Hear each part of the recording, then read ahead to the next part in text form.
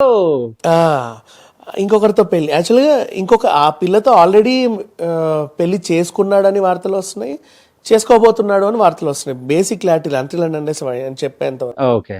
విషయం ఏంటంటే 10 years మోనికతో రిలేషన్లో ఉండి ఇంకొక అమ్మాయితో లైఫ్ పంచుకోవాలనుకున్నాడు. ఇంకా మోనికకు మండింది, ఏం చేయాలో అర్థం కాక చక్కగా పోలీస్ స్టేషన్కి వెళ్ళి ఇది జరిగిందని మేము ఇలా ఉన్నాము, ఇప్పుడు వాడు ఇలా ఇంకొకరితో ఉన్నాడు, పలానా ఫ్లాట్లో ఉంటాడు, మీరు రండి నేను తీసుకెళ్తాను, నాకు తెలిసి ఆ అమ్మాయి అక్కడే ఉంటుంది, రెడ్ హ్యాండెడ్గా నేను పట్టిస్తాను పదండి అని పోలీస్ స్టేషన్లో చెబితే వీళ్ళు కూడా ఇదేదో బాగుంది కదా సెలబ్రిటీ కేసు అని చెప్పేసి వెళ్ళారు. అప్పటి వరకు వాళ్ళకి ఇంకేమీ తెలియదు, జస్ట్ ఇక్కడ సీన్లో మోనిక, సంపత్, ఇంకెవరన్నా ఒక అమ్మాయి దొరుకుతారేమో, సేమ్ మన నరేష్ పవిత్ర లోకేష్ హోటల్ సీన్ లాగా అనుకో ఫర్ ఎగ్జాంపుల్. అక్కడికి వెళ్ళిన తర్వాత ఏదో గొడవ జరుగుతుంది హాల్లో, ఇంకో క్యారెక్టర్ బయటకు వచ్చింది, అది షణ్ముఖ్ అనుకుంటా. ఎస్, ఈ క్యారెక్టర్ ఎందుకు ఇక్కడ ఉందంటే వాళ్ళ బ్రదర్ ఇట్లా ఉన్నాడు. ఏంటి అంటే ఈమె వీడియో తీస్తుంది, షణ్ముఖ్ కూడా ఉన్నాడు ఇట్లా ఇట్లా అని చెప్పేసి. అయితే వీడియో తీకు, వాడు తాగున్నాడు ఎందుకు వీడియో తీస్తావని చెప్పేసి, తాగున్నాడా, తాగినట్లేదే ఫేస్, ఏదో కొంచెం ఇంకేవో రకరకాల స్మెల్లు వస్తున్నాయని చెప్పి ఆ రూమ్లోకి వెళ్తే ఇట్లాంటి ఒక వైట్ పేపర్ మీద అందంగా క్రష్ చేసినటువంటి పౌడరు, రోల్స్, రా స్ట్రిప్స్, ఇవి అప్పటికే ఈయన చక్కగా పీల్చి ఊదేసిన వాటికి సంబంధించిన స్టబ్స్, ఇవన్నీ అక్కడ నీట్గా అరేంజ్ చేసి ఉన్నాయి. సో చూశాడు, ఓకే భలే దొరికాడే, అంటే ఎందుకోసమో వెళ్ళారు వీళ్ళు యాక్చువల్గా, అసలు వీళ్ళ ఆపరేషన్కి దీనికి సంబంధమే లేదు. ఈయన ఇంకొక కేసులో దొరికాడు, పట్టుకొచ్చేసి అరెస్ట్ చేయడం జరిగింది. ఇకపోతే షణ్ముఖ్ గురించి మాట్లాడుకుంటే ఏదో చిన్న, ఈయనకి వైజాగ్ బేసికలీ ఆ ఏజెన్సీ ఏరియా నుంచి చిన్నప్పటి నుంచి ఇతనికి అలవాటు ఉంది, ఇప్పటి నుంచి అనే కాదు, ఇది కొత్త ఏం కాదు, ఆల్రెడీ అన్ని వ్యసనాలు అలవాటు ఉన్నాయి.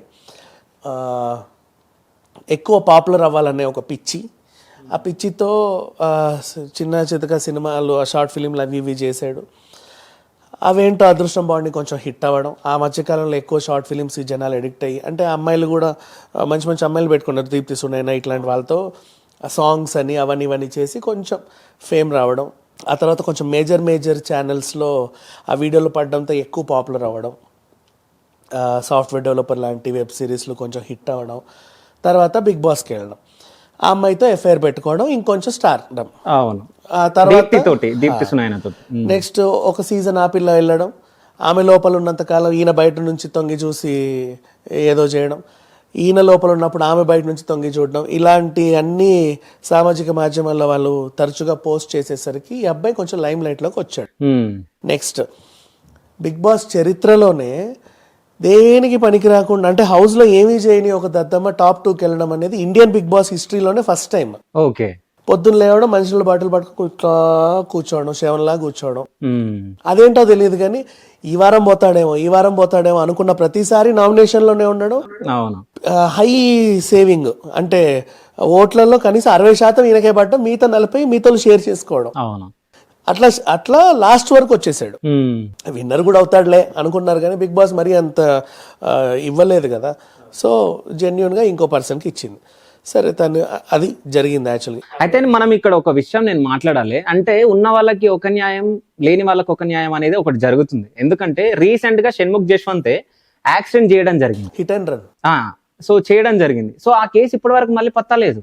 అంటే బయటకు వచ్చాడు బెయిల్ పైన, నడుస్తుంది కానీ దాన్ని ఎవరు కవర్ చేయట్లేదు, పత్తా లేదని ఏం లేదు, నడుస్తానే ఉంది. ఓకే, ఎక్కువ ఎవరు పట్టించుకోలే, ఎక్కువ ఫోకస్ చేయట్లేదు. సో ఇప్పుడు ఈ కేసు కూడా మరి అట్లాగే అవుతుంది అనుకుంటా నాకు తెలిసి. ఇది చాలా సీరియస్ కేసు. గంజాయి అనేది ఈ మధ్య కాలంలో చాలా సీరియస్ అవుతుంది. అండ్ నిన్నగాక మొన్నే మన సాయిధరం తేజ్ గంజాయి శంకర్ సినిమాలో అసలు ఈ గంజాయి గురించి మీరు ఇలా ప్రొజెక్ట్ చేయడం చాలా తప్పు, యూత్ చెడిపోతుందని పోలీసులు కేసులు పెట్టారు. అండ్ ఆ సీన్స్ అన్ని డిలీట్ చేయండి, టైటిల్ మార్చండి చాలా సీరియస్గా చెప్పారు. అంతకుముందు ఒక నెల క్రితం మన కొత్తూరు దగ్గర, షాద్ నగర్ దగ్గర ఆ జెడ్పిహెచ్ఎస్ స్కూల్ ఆపోజిట్లో ఉన్న కిరాణా షాపులలో చాక్లెట్లు, గంజాయి చాక్లెట్లు. ఓకే, ఆ పిల్లలు స్కూల్లో ఇష్టం ఉన్నట్టు నవ్వడం, లాస్ట్ బెంచ్కి వెళ్ళి టాయిలెట్లు పోయడం, ఎట్లా పడితే అట్లా టీచర్లను పట్టించుకోకపోవడం, ఎగరడం దొనకడం చూసి అనుమానం వచ్చి వీళ్ళు ఏం కొంటున్నారు తరచుగా అని చూస్తే గంజాయి చాక్లెట్లు అని తేలింది.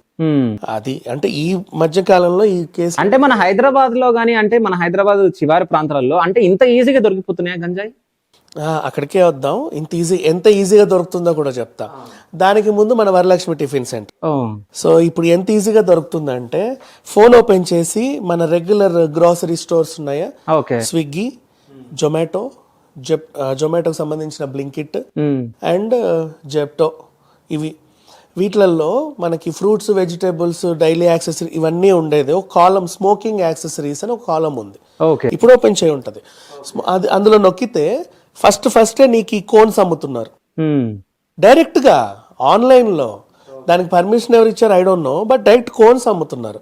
ఆ కోన్స్, ఆ రా రోల్స్, ఆ స్ట్రిప్ లో ఏం వేసుకుంటావు? పాయసం పోసుకొని తాగుతావా, లేకపోతే ఇట్లా కూల్ డ్రింక్ పీలుస్తావా, థమ్స్ అప్ పీలుస్తావా? లేదే, వేసుకోవడానికి ఇంకా ఖచ్చితంగా గంజాయి తాగడానికి కదా అది తయారైంది. దెన్ మరి అది అంత ఈజీగా అమ్ముతున్నారు. ఎంత సింపుల్గా పట్టుకోవచ్చు అంటే ఇప్పుడు వీళ్ళు ఏదో ఆపరేషన్ చేయడానికి వెళ్తే ఈయన దొరికాడని చెప్పేసి పోలీసులు చాలా హ్యాపీ ఫీల్ అవుతున్నారు. చాలా సింపుల్గా పట్టుకోవచ్చు వీళ్ళు. ఈ జెప్టో వీళ్ళ దగ్గరికి వెళ్ళి, బాబు మీకు ఎక్కడెక్కడి నుంచి ఈ కోన్స్ ఆర్డర్ వస్తున్నాయో వాళ్ళ అడ్రస్లు మాకు చెప్పండి అని ఒక డేటా తీసుకుంటే ఎంతసేపు చెప్పు? అదే అంతే కదా. ఇప్పుడు ఈ షణ్ముఖ్ కూడా ఫ్లాట్ లో ఉండే చాలా యథేచ్ఛగా కోన్లు ఎన్ని ఆర్డర్ చేసి ఉంటాడు, రైట్? ఎవరి కోసమో పోతే ఈయన దొరకడం కాదు. వీళ్ళు అదేదో పెద్ద ఘనకార్యం సాధించినట్టు వార్తల్లో చెప్తున్నారు, కానీ అది వాళ్ళ చేతగానితనం అనే చెప్పాలి. షణ్ముఖ్ ని పట్టుకున్న పోలీసులు ఎవరైతే ఉన్నారో అది వాళ్ళ లక్, అంతే తప్ప చేతగానితనమే.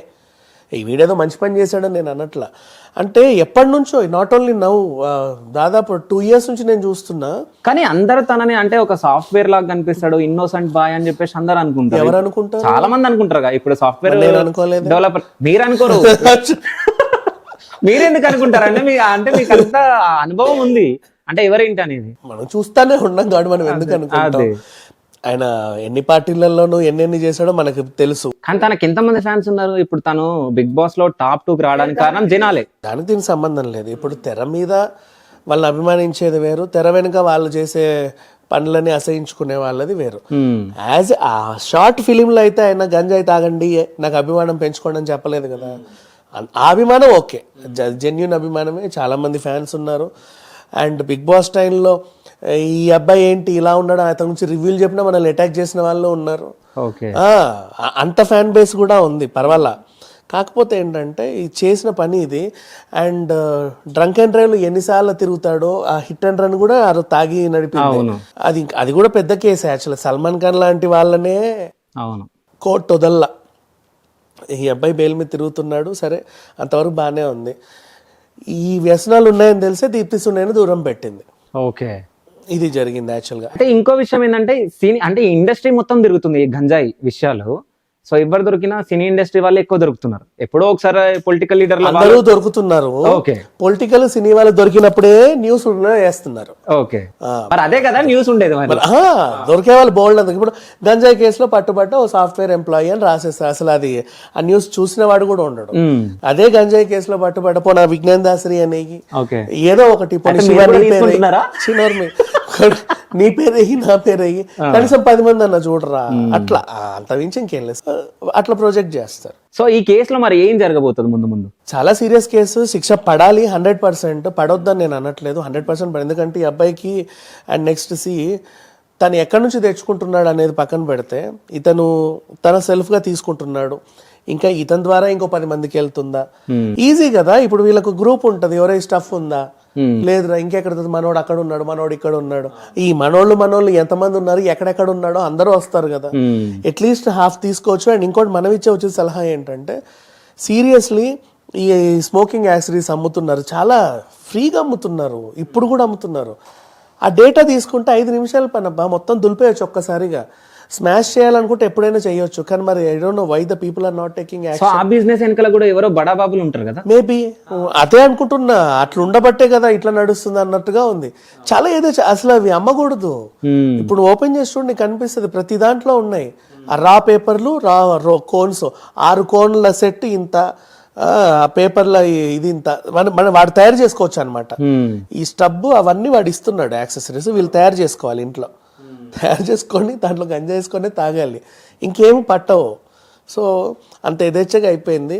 ఎప్పుడైతే ఇట్లా మన సెలబ్రిటీస్ అంటే జనాలకు బాగా ఫెమిలియర్గా ఉన్న ఫేసెస్ దొరుకుతూ ఉంటారో అప్పుడైనా సరే కొంతమంది ఈ వీళ్ళు భయపడి కొంచెం అమ్మో దొరుకుతున్నారా, వాడు ఎవరి పేర్లు చెప్తాడో, వీడెవడి పేర్లు చెప్తాడో, వాడిని బ్లాక్ చేసే వీడిని బ్లాక్ చేసే అని చెప్పేసి జాగ్రత్త పడతారే తప్ప తాగడం మానట్లేదే.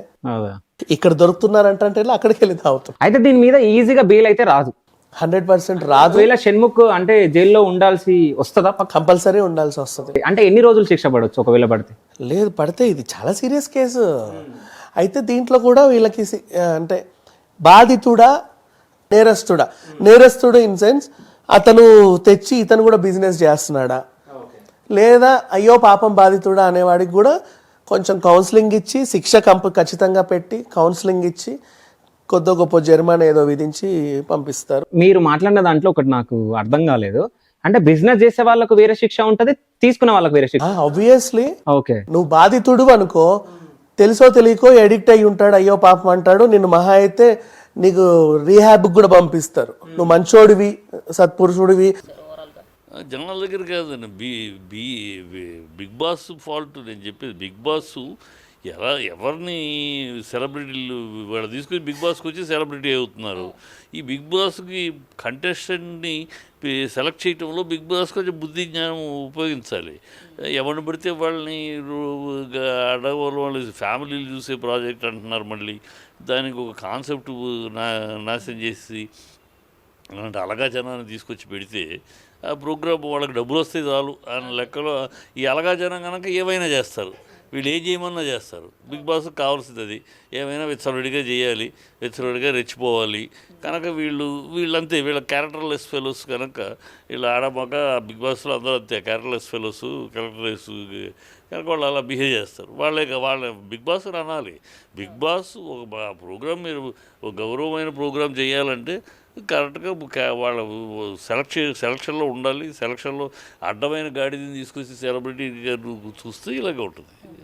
సార్, ఓవరాల్గా మనం చూసుకుంటే షణ్ముఖ్ ఒకప్పుడు ఒక మంచి ఇన్ఫ్లుయెన్సర్గా మంచి సోషల్ మీడియా నుంచి మంచి మంచి కంటెంట్ ఇచ్చిన అబ్బాయి ఇప్పుడు యూత్ చాలామంది అబ్బాయిని ఒక రోల్ మోడల్ లాగా తీసుకుంటూ ఉంటారు. వాళ్ళ అన్న ఇంకా తమ్ముడు ఇలాంటి చేష్టలు చేయడం వల్ల వాళ్ళ ఫాలోవర్స్కి వీళ్ళు ఎలాంటి మెసేజ్ ఇస్తున్నట్టు సార్? కళ్ళు తెలుసుకుంటారు, గుడ్డిగా మనం వీడిని ఫాలో అయ్యాం, వీడేంటి ఎంత దరిద్రుడు, వీళ్ళు ఎంత దరిద్రులు. వాళ్ళ అన్నేమో అబ్బాయిని పెళ్లి చేసుకుని వారం రోజుల్లో మోసం చేసి వారం రోజులు వీళ్ళు ఇంత దరిద్రులు, వీళ్ళనా మనం ఇన్నాళ్ళు అభిమానించింది, వీళ్ళనా మనం రోల్ మోడల్గా అనుకుంది అనేది వాళ్ళు కళ్ళు తెరుస్తారు. ఇది మంచిదే. ఈ బ్లైండ్గా వీళ్ళ ఈ దౌర్భాగ్యుల్ని ఫాలో అవ్వకుండా వాళ్ళ ఇది పడిపోవటం మంచిది, దొరకటం మంచిది. ఎందుకంటే వీళ్ళని అభిమానించేవాళ్ళు ఏదో బిగినింగ్లో ఏదో చేశాడు కొంచెం కంటెంట్ తోటి, బాగాలేదు పర్వాలేదు అనుకున్నారు. ఇక దాంతో బిగ్ బాస్కి వచ్చాడు, సెలబ్రిటీ అయిపోగానే ఇక రెచ్చిపోయి పిచ్చి పిచ్చి వేషాలు, చిల్లర వేషాలు అన్ని అంతే అంతే. బిగ్ బాస్లో లేకపోతే వీడికి ఇంత ఇమేజ్ లేదు, ఇది చేసాడు. బిగ్ బాస్ వల్ల వచ్చేసింది ఇమేజ్. సో దాంతో ఏం చేసినా ఆ ఇమేజ్ని అడ్డు పెట్టుకుని ఏదో ఒక ఆ ఇమేజ్ని అడ్డు పెట్టుకుని మంచి కార్యక్రమాలు చేసుకుంటూ మంచిగా చేసుకుంటూ ఇంకా ఎదగాలి తప్పితే, అంటే ఒరిజినాలిటీ వాళ్ళ ఒరిజినాలిటీ ఇదే, ఒరిజినాలిటీ చిల్లరదే, ఒరిజినాలిటీ ఇది. వీళ్ళ మనుషులు ఇలా వీడు డ్రగ్స్, వీడు అల్లరి, ఇంతకుముందు డ్రంక్ అండ్ డ్రైవ్లో పడవచ్చు, అన్నీ దొరకటం.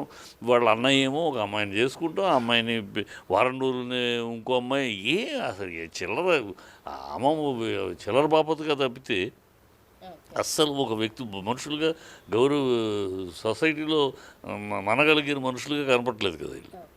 సార్, అంటే ఇప్పుడు మనం జనాల దృష్టిలో చూసుకుంటే అంటే సోషల్ మీడియా ఇన్ఫ్లుయెన్సర్స్ కానివ్వండి, లేదా ఒక మంచి ఫేమ్ ఉన్న వాళ్ళు ఈ మధ్య కాలంలో కొత్తగా వస్తున్న వాళ్ళందరికీ ధైర్యం ఎక్కువైపోయింది సార్. సపోజ్ నన్ను ఇప్పుడు ఎవరైనా అరెస్ట్ చేసినా కూడా నేను ఎవరినో ఒకళ్ళని తీసుకొచ్చి నేను బెయిల్ తీసుకునే విధంగా ఉంటుందనే ధీమా వచ్చేసింది. దాని గురించి ఏమంటారు? ఎందుకంటే సెలబ్రిటీ అవగానే ఎవరో ఒకళ్ళు సెలబ్రిటీ అయ్యాడు కనుక ఎవరో ఒకళ్ళు సపోర్ట్కి వస్తారు అనే ఒక ధీమా అనమాట. ఆ ధీమానే వీళ్ళని ఈ పనులు చేయిస్తుంది. అసలు ఎవరో సపోర్ట్ వెళ్ళకుండా ఉంటే ఏమవుతుందని మన సొసైటీలో ఏముందంటే ఎవరికి ఎందుకు ఫాలో చేస్తారో అర్థం కాదు. ఆడు బిగ్ బాస్లో పార్టిసిపేట్ చేయగానే అసలు ఏమిటో అంత హైప్, ఏంటి వాడికి అంత హైప్, అంత స్టార్డమ్, ఒక హీరోకి వచ్చిన స్టార్డమ్ వాటికి వాడిని ప్రజలు కూడా తప్పమ్మ, ప్రజలు కూడా ఎవరిని నెత్తిన పెట్టుకోవాలి, ఎవరిని చెప్పు కింద పెట్టాలనేది తెలుసుకోవాలి. ఇప్పుడు ఇది అర్థం అవుతుంది. దీని ద్వారా మనం ఎంత తప్పు చేసామని వీడిని అభిమానించే వాళ్ళందరికీ కూడా తెలుసు. వీడిని ఎంత తప్పు చేసాం, ఇలాంటి సన్నాసిని మనం నెత్తిన పెట్టుకున్నామే అని వాళ్ళు ఫీల్ అవుతారు. సార్, ఒక్క షణ్ముఖ్ విషయంలోనే కాదు, వాళ్ళ అన్నయ్య విషయంలోనే కాదు, ఇప్పటికే చాలామంది ఇన్ఫ్లుయెన్సర్స్ని మనము టీవీ న్యూస్లలో రోజుకి ఎవరో ఒకరు బయటపడుతూ ఉంటారు. అండ్ ఈ మధ్య వాళ్ళ ఫేక్ వీడియోలు కూడా బయట పబ్లిష్ అవుతున్నాయి. అండ్ అయిపోయిన తర్వాత అసలు అది నేను చెయ్యలేదు, నా ఫ్యాన్స్ ఎవరో రీక్రియేట్ చేశారు, ఎవరో చేశారని చెప్పేసి వేరే వాళ్ళ మీద తోసేయడం, ఇలాంటివి ఎక్కువ జరుగుతున్నాయి. దీని మీద ఏమంటారు సార్? ఇది ఒక ఎస్కేపిజం, చేసి తప్పు చేసి ఎస్కేపిజం కింద ఇవాళ టెక్నాలజీని ఎస్కేపిజం కింద వాడుకుంటాం తప్పితే వీళ్ళు నిపుణులంతా పొగరాదు, వీళ్ళు చేయకుండా వాళ్ళకి ఎందుకు చేస్తారు? అన్నీ చేసే తప్పుడు పనులు చేయటాలు, మళ్ళీ మేము చేయలేదు, ఇది ఎవరో ఇచ్చేసారు డ్రామాలు అంతా. వాళ్ళ క్యారెక్టర్స్, వాళ్ళ బిగ్ బాస్లో వాళ్ళ బిహేవియర్ అన్నీ చూసే కదబ్బా. ఏమో తెచ్చిపెట్టుకున్న నటన తప్పితే తెచ్చిపెట్టుకుంటూ వాళ్ళు ఇదే ఒరిజినల్, ఇదే ఇంత చీపు, ఇంత ఇదే గ్యాంగ్, అది ఒరిజినల్, వాళ్ళ ఒరిజినల్ క్యారెక్టర్ అది. వాళ్ళు పైకి అలా కనపడి నటించారు, దాంట్లో కాస్త ఏదో తెలివి హైప్ కోసం నటించారు.